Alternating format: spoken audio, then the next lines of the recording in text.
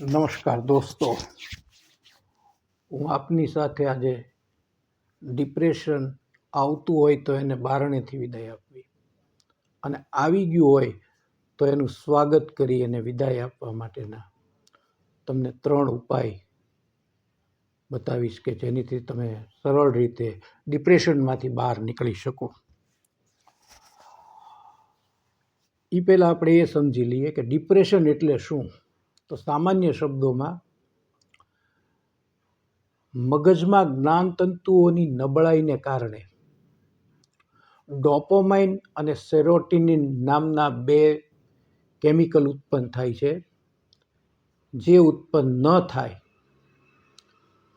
અને એને કારણે ઉભરતી તકલીફ સમસ્યાને ડિપ્રેશન કહેવાય છે. હવે ડિપ્રેશન કયા કારણોને કારણે થાય છે એ વાત જાણી લઈએ. જીવનની અંદર આકસ્મિક દુર્ઘટનાઓ બનતી હોય છે, જેમાં સ્વજનોની વિદાય, આર્થિક યા શારીરિક નુકસાની, આ બધા કારણોને કારણે ડિપ્રેશનની સમસ્યા ઊભી થાય છે. બીજું, જીવનમાં બનવાની કાલ્પનિક મુશ્કેલીઓના વિચારો સતત મગજની અંદર ઘૂમ્યા કરે તો ડિપ્રેશનની સમસ્યા ઊભી થાય છે.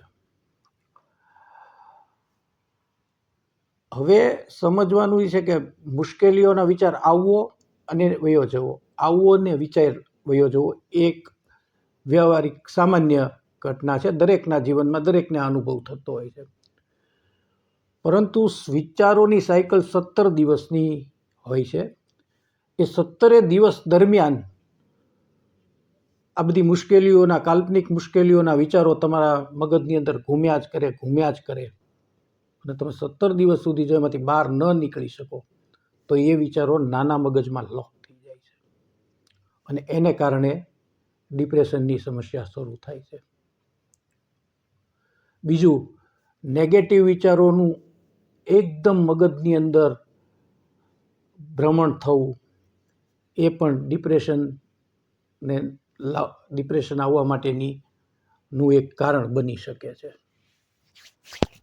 તો મિત્રો, ભવિષ્યમાં આવવાની કાલ્પનિક મુશ્કેલીઓના વિચારોને રોકો, એને કોઈ એનું મનની અંદર એનું ભ્રમણ ગમે એમ કરીને અટકાવો. કારણ કે એમાંથી 80% મુશ્કેલીઓ તો આવતી જ નથી હોતી અને છતાંય આપણે વર્તમાન સમયમાં ગભરાઈએ છીએ અને આપણી માનસિક સ્થિતિ મુશ્કેલીમાં મુકાય છે અને આપણે માનસિક તાણ એટલે કે ડિપ્રેશનના શિકાર થઈએ છીએ.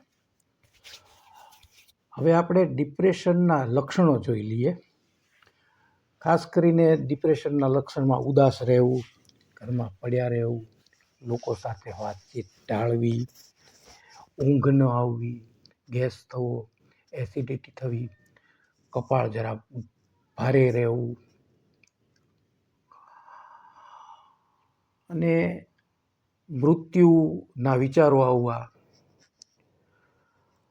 આ બધા સામાન્યતઃ ડિપ્રેશનના લક્ષણો હોય છે. પોતાનો આત્મવિશ્વાસ ગુમાવી દેવો, નાના કાર્યો પણ કરવા માટે આપણે અશક્ત છીએ એવું આપણને લાગવું, નાના કાર્યો અઘરા લાગવા, આ બધા જ લક્ષણો ડિપ્રેશનની અંદર હોય છે. એકદમ જીવન જીવવામાં રસ ન રહેવો, જીવન જીવવા માટે લાયક ન હોઈએ એવી અનુભૂતિ થવી, આ બધા જ લક્ષણો સામાન્ય રીતે ડિપ્રેશનની અંદર આવતા હોય છે. હવે ડિપ્રેશન એક એ ટાઈપની તકલીફ છે કે એને ડિટેક્ટ થતા વાર લાગે છે. કારણ શું થાય છે, આવી બધી તકલીફો જે મેં તમને બતાવી એને કારણે આપણે આપણા ફેમિલી ફિઝિશિયન પાસે જઈએ છીએ તો એ જોઈ તપાસીને આપણને દવા આપે છે, આપણા રિપોર્ટો કરાવે છે અને તેની દવાઓ આપણે લઈએ છીએ, રિપોર્ટો કરીએ છીએ. રિપોર્ટો જનરલી નોર્મલ આવતા હોય છે. એ બધું કરવા છતાંય આપણી તકલીફોની અંદર કંઈ ઘટાડો થતો નથી. તો પછી આપણે ડૉક્ટર બદલીએ, બીજા ડૉક્ટર પાસે જઈએ, બીજા ડૉક્ટર આપણને દવાઓ આપે, આપણા રિપોર્ટો કરે, રિપોર્ટો નોર્મલ આવે, દવાઓ એની લઈએ, પણ સ્થિતિ ની રહે છે, કાંઈ ફરક પડતો નથી. ત્યારે કોઈક જો સમજુ ડૉક્ટર હોય ને જાણતો હોય એ કહી શકે છે કે ભાઈ તમને શારીરિક તમારા શરીરમાં કોઈ તકલીફ નથી, કારણ કે રિપોર્ટો નોર્મલ આવે છે. તમને હકીકતમાં માનસિક મગજમાં તકલીફ છે તો તમે સાયક્રેટિસ્ટ પાસે જાઓ, અથવા કોઈ તમારા જાણીતા વખતા ડિપ્રેશનનો અનુભવ કરી ચૂકેલા માણસોને તમે વાત કરો તો ત્યારે તમને ખ્યાલ આવે છે કે ભાઈ હા આ પણ હોઈ શકે, કારણ કે ડૉક્ટરની દવાથી બિલકુલ ફરક પડતો નથી, રિપોર્ટો નોર્મલ આવે છે અને દવાથી કોઈ ફરક પડતો નથી, અને મુશ્કેલીઓ જે શરીરની પાસે મુશ્કેલીઓ છે એ બધી ની રહે છે. આવું ઘણો સમય ચાલે છે ને ઘણા સમય પછી માણસને સમજાય છે કે મને શરીરની તકલીફ નથી, મને છે માનસિક તકલીફ, અને એ પછી સાયકેટ્રિસ્ટ પાસે જાય છે. આવું ઘણા ઝાઝા કેસોમાં આવું જ બનતું હોય છે.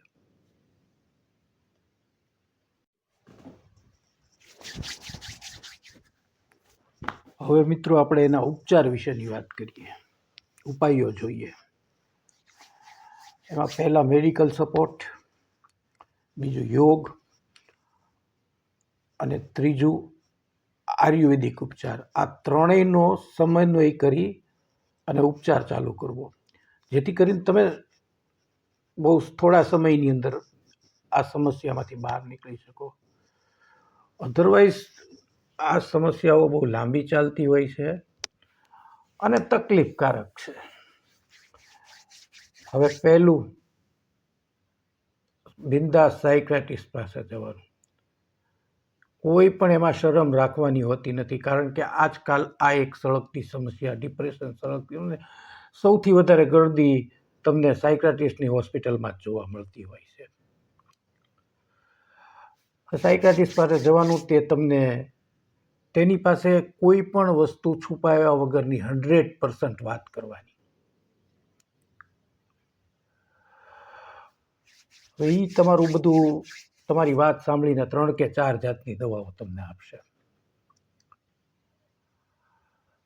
હવે સામાન્યતઃ આ દવાઓ લાંબી ચાલતી હોય છે, પરંતુ એને કેમ ટૂંકી કરવી એ હું તમને બતાવીશ.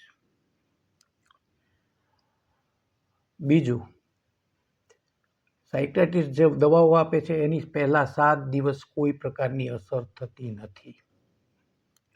ત્રીજું, શરૂઆતના 7 દિવસની અંદર જો તમને એની થોડી ઘણી રિવર્સ ઇફેક્ટ કે તકલીફોમાં વધારો દેખાવામાં લાગે તો તમારે એમ સમજવું તમને દવા અસર કરી રહી છે, એ સારા લક્ષણ તરીકે સમજવાનું રહેશે.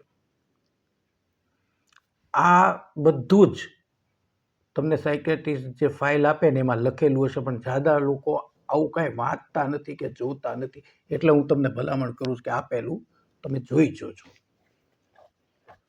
બીજું, સાયક્રેટિસ્ટ તમને જે દવાઓ આપે, 3 કે જાતની તમને દવાઓ આપશે, એ તમે મેડિકલમાં લેવા જાઓ ત્યારે તમને સમજાવી જ દેશે. લગભગ એ મેડિકલ જે આ દવા રાખતા હોય એમને ખબર જ હોય છે કઈ દવા શેને માટેની છે. તો એ 3 કે 4 દવાઓની અંદર સામાન્ય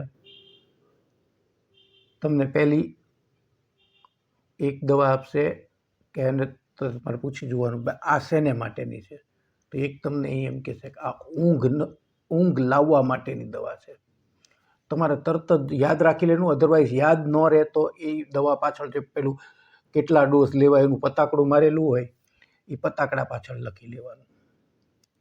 બીજી દવા પૂછશો તો એ તમને એમ કહેશે કે આ મગજ તંદુરસ્ત રહે તે માટેની ગોળી છે, એટલે કે ડોપામાઇન અને સેરોટોનિનનું ઉત્પન્ન અંદર થાય એ પ્રકારની ગોળી લખી લેવાનું, મગજની તંદુરસ્ત માટેની. ત્રીજી, શરીર હાલતા ચાલતા આપણને ઇનબેલેન્સ થતું હોય એવું લાગે. ચક્કર ન કહેવાય પણ ઇનબેલેન્સની ગોળી છે, તે લખી લેવાનું. આ ઇનબેલેન્સની ગોળી છે. અને ચોથું, નેગેટિવ વિચારોનો ફ્લો અટકાવવા માટેની તમને કહેશે કે આ એની ગોળી છે, લખી લેવાનું. પછી દવા લેવાનું તમારે ચાલુ કરો ત્યારે જોવાનું અમુક દિવસો પછી કે ભાઈ મને હવે ઊંઘ બરોબર આવી જાય છે. વિચારવાનું ઓકે ઊંઘ આવી જાય છે, કરો એની ગોળી અડધી. પછી વિચારવાનું કે ભાઈ તમને જે વિચારોનો ફ્લો એકદમ આવતો હતો એમાં ઘટાડો થયો છે, કરો એની ગોળી અડધી. પછી ઇનબેલેન્સ શરીરની અંદર જે થતું હતું એમાં ઘટાડો થયો છે, કરો એની ગોળી અડધી. 4 મેં તમને કહી દીધી ને, એટલે આ વસ્તુનું ખાસ ધ્યાન રાખવાનું. અને પછી માર્કિંગ કરવાનું કે આપણા આપણા શરીરની અંદર કઈ ગોળીની કેવી ઇફેક્ટ થાય છે. જે તમને ઇફેક્ટ વધે તો હવે અડધાની તો અડધી ગોળી થઈ ન શકે, એટલે એ ગોળીના ટાઈમિંગ સવાર સાંજ લેવાની હોય તો એને સવારે જ કરી નાખવાની. અને જોવાનું જે તકલીફો ઘટતી જાય એમ એમ આપણે આપણી રીતે દવાનો ડોઝ ઘટાડતો જવાનો. એમ લાગે કે આ બે એક ડોઝ ઘટાડ્યો છે અને આપણું બધું બરોબર રહે છે, તો પછી 2 દિવસે એક વખત એક ડોઝ લેવાનું, એ રીતનું કરી નાખવાનું. કહેવાનો મતલબ એ છે કે જે સમસ્યાઓનું નિરાકરણ આવતું જાય એ રીતે ગોળીઓના ડોઝોના અડધું કરવું, પછી દિવસોમાં ફરક કરવો, આવી રીતે ડોઝ ઘટાડવો. એકદમ દવાઓ બંધ કરવી નહીં, નહીતર એકદમ દવાઓ બંધ કરવાથી તમને એની ભયંકર રિવર્સ ઇફેક્ટ આવી જશે. ડૉક્ટર નહીં કહે, એ તો તમને એમ જ કહેશે કે 1 મહિના પછી આવજો, એટલે પાછો ફરીવાર એને લખી દે. પણ આપણી સમસ્યાઓનું નિરાકરણ થતું જાય એમ એમ આપણે ડોઝ ઘટાડતો જવાનો. અને એની અંદર સવાર સાંજ હોય તો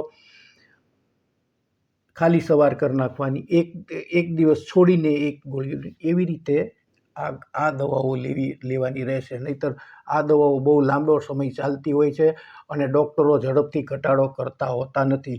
પરંતુ આ મેં એક્સપર્ટને પૂછેલું છે, આ બધા મારા અનુભવોની તમને વાત કરું છું. અને જે રાઇટ એક્સપર્ટ સાયકાટ્રિસ્ટે આ વસ્તુ મને જણાવેલી છે કે તમારે આવી રીતના કરવાનું. નહીંતર આ દવાઓ એ તો તમને પછી 3 મહિને આવો એમ કહીને ઊભો રહે, તમારે 3 મહિનાની દવા લેવાની હોય છે. પરંતુ આ બધું સમજી વિચારીને આપણી જરૂરિયાતો મુજબ કરવું, સાવ બંધ કોઈ વસ્તુ ન કરવી, નહીંતર આ સમસ્યાને ઉથલો મારતા વાર લાગતી નથી. હવે વાત કરીએ તો યોગની. યોગની અંદર ખાસ કરીને ડીપ બ્રીથિંગથી આ તકલીફની અંદર બહુ જ ફાયદો થાય છે. સામાન્ય રીતે દિવસમાં સવારે 30 વખત ડીપ બ્રીથિંગ કરવું. અને એ પણ કેવું કે કરવા ખાતર નહીં કરવાનું, આ નાભી સુધીથી શ્વાસ લઈ અને મસ્તિષ્ક સુધી શ્વાસ એકદમ વ્યવસ્થિત પહોંચાડવાનો, અને જ્યાં સુધી ટકાવી રાખો ત્યાં સુધી ટકાવવાનો, અને પછી એને ધીરે ધીરે ધીરે છોડવાનો. આવી જ પ્રક્રિયા રાત્રે 20 વખત કરવાની સૂતા પહેલાં. એનું કારણ છે કે આ જે શ્વાસ તમારો જે બંધ થશે ને અને જે ભરાઈને અંદર રહેશે ને, એ તમારી મગજની અંદર પતલી ન દેખાય એ ટાઈપની ઝીણી નસો લોક થયેલી હોય છે, એમાં ભરાશે અને એ ખુલશે, જેથી કરીને તમે ખૂબ સ્વસ્થ હોવાનો અનુભવ કરશો અને તમને એનાથી ઘણો ફાયદો થશે. હવે આ એક્સરસાઇઝ કરવા ખાતર નથી કરવાની, દિલથી કરવાની છે, અને તો જ તમને એનો ફાયદો જોવા મળશે.